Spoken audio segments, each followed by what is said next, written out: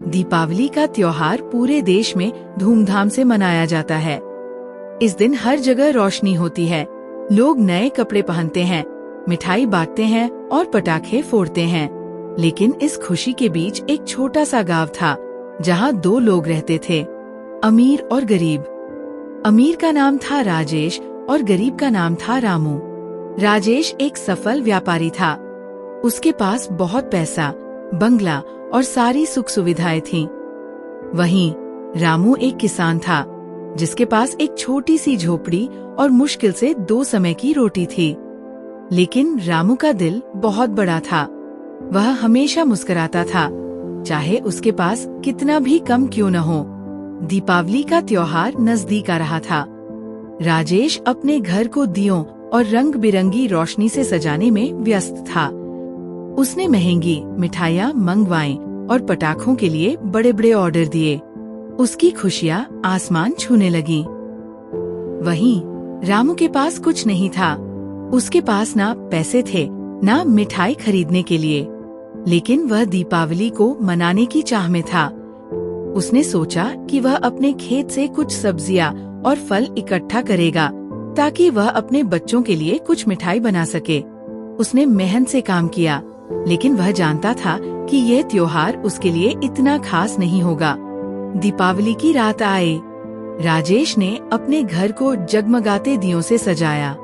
उसने अपने दोस्तों को बुलाया और सभी ने मिलकर पटाखे फोड़ने की तैयारी की।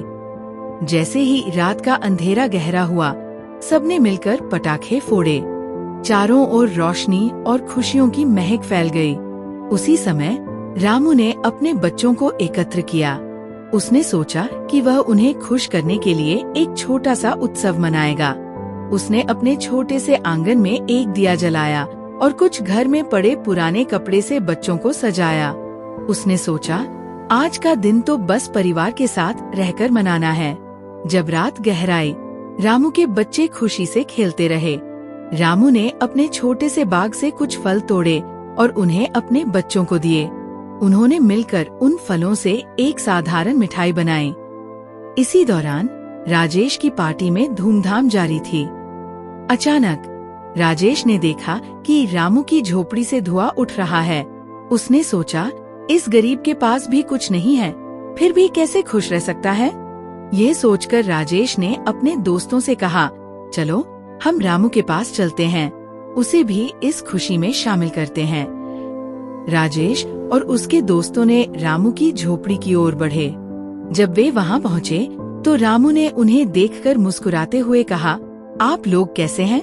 राजेश ने कहा, हमने सोचा कि क्यों न आप भी हमारे साथ हमारे दीपावली के जश्न में शामिल हों। रामू ने कहा, धन्यवाद, लेकिन मेरे पास कुछ खास नहीं है, बस यही साधारण सा उत्सव है।